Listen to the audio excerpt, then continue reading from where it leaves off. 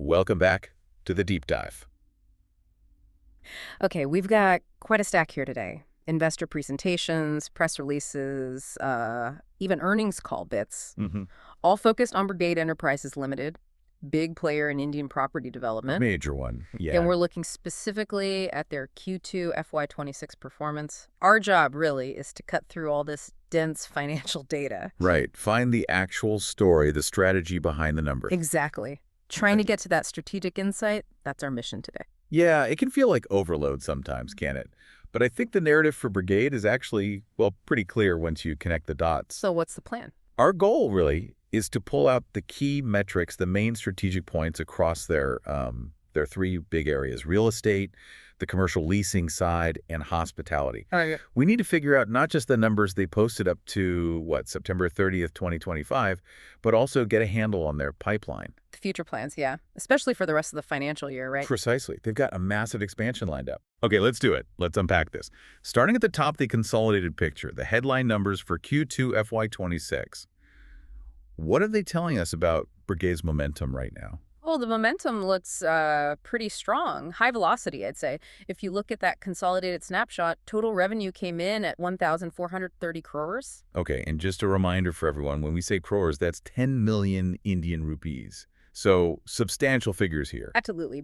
Billions of rupees. Mm. And that 1,430 crores, that's a solid 26% growth compared to the same quarter last year, Q2 FY25. Right, decent top-line growth. But I noticed the bottom line, the profit, that seemed to jump even more. Oh, significantly more. Yeah, the profit after tax, the PAT, landed at 170 crores. And that's compared to last year? That's a huge 48% increase over Q2 FY25. Massive growth there. Wow, 48%. And critically, their operational side held up really well, too. The consolidated EBITDA margin was right there at 26%, very healthy. So they're growing the top line nicely, but profitability is accelerating even faster. That sounds like successful scaling. It really does. Scaling up high-margin operations effectively. That's what those numbers suggest. Now, in real estate, especially in a dynamic market like India, consistency and just sheer scale matter a lot, don't they? Hugely important. What kind of context do these sources give us on Brigade's size and maybe stability? Well, they're definitely an established heavyweight, founded way back in 1986. Long history. Yeah, look at their track record. Over 100 million square feet delivered. That's staggering. 100 million. Okay. And right now, they've got another 27 million square feet listed as ongoing projects. So massive scale. And market value. At the end of Q2, their market cap was hovering around USD 2.5 billion. So a significant player, and that kind of operational history needs financial stability behind it, right? Property development cycles are long. Oh, absolutely essential. And they seem to have it. Their credit ratings are strong. AA stable from IRA, AA positive from CRISIL. Those aren't easy ratings to get. Not at all. They reflect real financial strength. And, if you look back, that EBITDA margin we mentioned, it's been consistently in that 26% to 28% range for the last 9 years. 9 years. Okay, so this isn't just a good quarter. No, exactly. It points to, robust managed growth over a long period. Right. That stable foundation is key. Okay, let's pivot to the core engine real estate.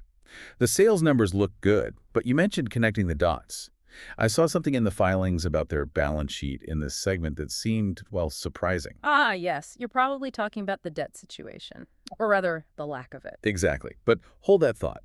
First, let's just look at the sales performance itself. What did demand look like in Q2?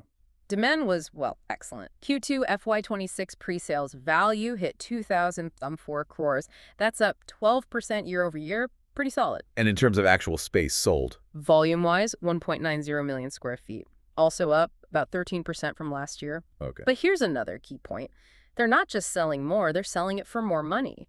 The average price, the realization, grew 13% year over year. What was the number? It reached 12,236 stegs per square foot. So people are paying more for Brigade properties. That suggests good brand pull, strong market traction. Definitely. Premiumization is happening alongside volume growth. Okay, now let's get back to that surprising financial point. A major developer selling strongly, yet zero debt in the residential segment. How do they manage that? And what's the strategic advantage? It's quite remarkable, isn't it? A real feat of capital management. They've explicitly stated and maintained zero debt in residential for the past 2 years. 2 years running. How? Strong cash flow. They fund new residential work largely through internal accruals and really robust collections from their ongoing projects. Oh, the collections number. Yeah, total collections across all segments in Q2 were 2,003 crores. That huge inflow of cash lets them effectively bypass traditional project loans for housing and set out interest costs on the residential side, maximizing their returns from that segment. So the strategy is basically, residential is a pure profit engine, funded by sales, not debt.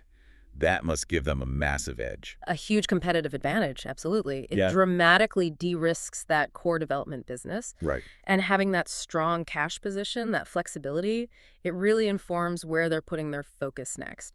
Management was quite specific about seeing high unmet demand. In Bangalore, right? Yes, in a very particular niche of the Bangalore market, what they call the mid-segment. And they didn't just wave their hands at mid-segment. They actually put numbers on it for investors. They did, very precisely. They define it as apartments priced between 75 lakhs and 1.5 crores. Okay, 75 lakhs to 1.5 crores. Why is that definition so important? Because it shows their strategy. They're not chasing, the ultra-luxury market, which can be volatile and lower volume. Right. And they're not trying to squeeze margins at the truly affordable end either. They're hitting that sweet spot. The core demand from who? Young professionals, families? Exactly. In a high-growth city like Bangalore, it's a strategic targeting of where the bulk of the reliable demand sits. So the zero debt gives them the financial firepower, and this mid-segment focus gives them the target. Makes sense. Yeah.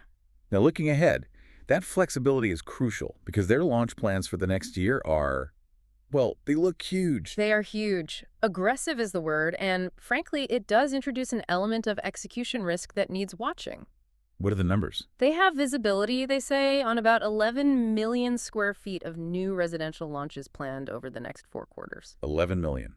Across which markets? Their core areas: Bengaluru, Chennai, Hyderabad, and also Mysuru. Okay.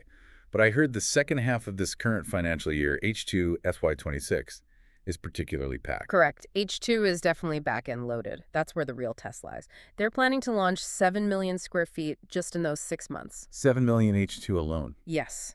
And the estimated gross development value, the GDV, for those H2 launches is somewhere between 8,000 and 8,300 crores. Wow. Okay, that's not just growth. That's a massive wave of new projects hitting the market. It really is a very concentrated rollout. And what it confirms is that their financial performance for the full year really hinges on getting these H2 launches out on time and selling them effectively. High stakes for the second half, then. Very much so. Launch-dependent performance. We also saw notes about geographic expansion, specifically a big commitment to Chennai. That's right. They signaled a long-term plan for Chennai, talking about investing 8,000 crores there over the next 5 to 6 years. But with a different sales approach. Yes, a tailored strategy. Management pointed out that, sales velocity in Chennai isn't typically as fast as Bangalore or Hyderabad. It's just a different market dynamic. So they're not expecting instant sellouts. No, their strategy there is more about targeting sales absorption throughout the construction lifecycle. They'll adjust how they deploy capital to match that local market rhythm, not just blitzing it out. That measured approach seems like a good segue. Let's talk about the parts of the business that provide that stability, the counterweight to the development cycle risk: leasing and hospitality. Yeah, the commercial leasing portfolio is really their financial bedrock. It's indispensable. Revenue there was up 17% year over year, hitting 341 crores in Q2. And occupancy rates. Those tend to be key for stability. Very stable, very high, maintained at 92% across their whole portfolio. That's about 8.67 million square feet leased out of nearly 9.4 million leasable. 92%. That's strong. Who's taking up all that space? What kind of tenants are driving this? It's mainly sustained by large established sectors. You've got technology, engineering, manufacturing. Together, they account for about 60% of the leasing activity. Okay, the usual suspects. Right. But what's really interesting, and maybe highlights a key trend, is the role of global capability centers, GCCs. Ah, the captive centers of multinationals. Exactly. Big international banks, tech giants, setting up their own large-scale IT, R&D, back-office hubs in India. GCCs alone make up 38% of Brigade's total leasing volume. Wow, nearly 40%. That concentration in stable, blue-chip tenants must be what connects back to the group's overall debt management, right? Precisely. That stability is the absolute key to their financial strategy. Here's the so what, the crucial link. 93% of the entire group's gross debt is secured against this steady rental income. 93%.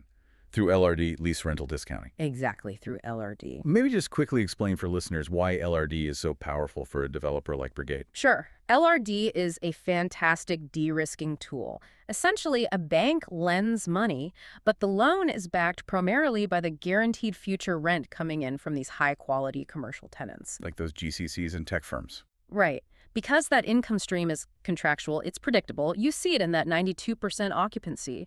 The bank sees much lower risk compared to, say, a loan for a speculative housing project. And lower risk means? Cheaper money. It allows Brigade to borrow at significantly better interest rates than standard corporate loans. In fact, their overall consolidated cost of debt actually decreased slightly in Q2, down to 8.05%. Even while they're expanding. That's impressive. It really shows they're mastering efficient capital management. They're effectively using cheap debt secured by stable commercial assets to help fund that high return, but potentially higher risk residential expansion we talked about. That is, yeah, a masterclass in managing the balance sheet. Yeah. Okay, let's look at the third pillar then. Hospitality, hotels, how are they doing post-pandemic? Seems like a recovery story. A strong and sustained recovery, yeah. Q2 FY26 revenue for hospitality was 138 crores. That's up 16% year over year. And the key operating metrics. Occupancy, room rates. Portfolio occupancy was healthy, around 76%.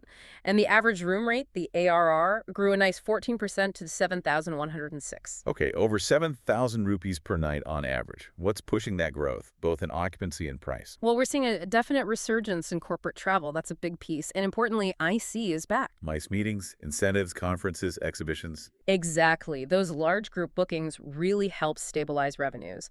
Combine that with more people taking longer leisure trips, mixing business and leisure plus festival travel.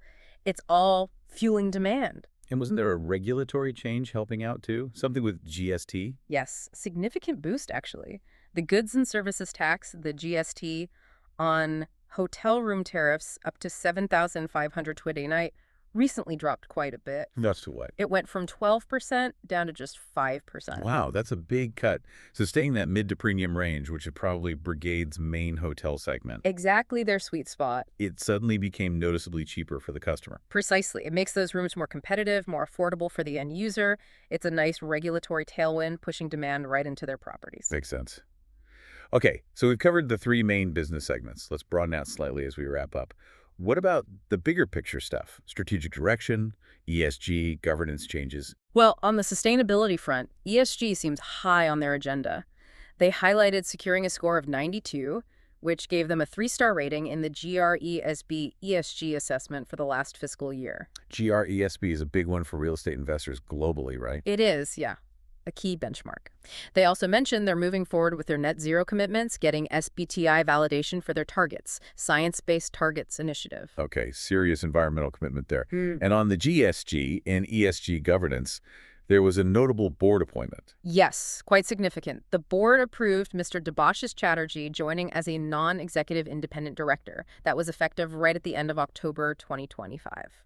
Debashis Chatterjee. The name rings a bell. Former head of LTI Mindtree. That's the one.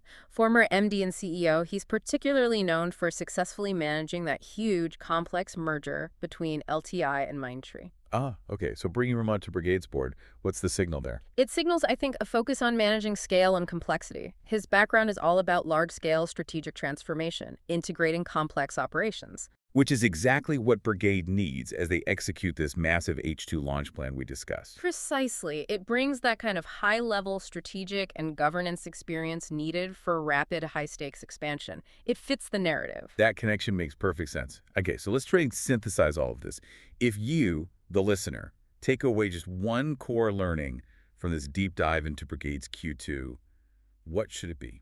For me, the crucial takeaway is just how sophisticated and, frankly, effective their capital structure has become. You see those great financial results, that 48% PAT growth, right? Right. That's enabled by this clever structure. They keep the high-risk, high-reward residential segment completely debt-free. It's funded purely by cash flow. Exactly. And then they leverage their really stable, rock-solid commercial assets where 93% of the group debt sits, backed by that LRD. To get cheap capital. Right, cheap capital, which then fuels that aggressive residential expansion. So it's like the steady rent checks from offices are bankrolling the fast-paced apartment development.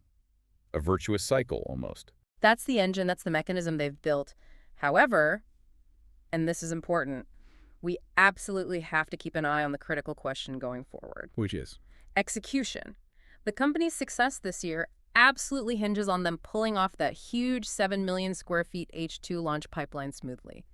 Management is betting big on H2 significantly outperforming H1. But that sheer volume creates risk, doesn't it? It definitely introduces serious execution risk, something that needs close monitoring over the next couple of quarters. Okay, that's the crucial operational point. And it sets up a final thought for you, our listener, to consider. We've seen how this smart balance sheet management, zero residential debt, clever LRD financing gives them power. And management has clearly pointed to where they're aiming that power. That specific mid-segment housing market in Bangalore, defined very clearly as 75 lakhs to 1.5 crores. Right, that sweet spot. So the question to mull over is this. Beyond just the price point, what subtle shifts, maybe demographic, maybe lifestyle, maybe consumer behavior, are really driving the strong demand, specifically in that segment right now? What's making it the prime target? Yeah, what's underneath that demand? And looking ahead, will this very specific focus become the main filter, the dominant driver for how Brigade acquires land and allocates its capital in the near future? Something to think about. It's a great question to ponder. Thank you for joining us for this deep dive. I'll see you next time.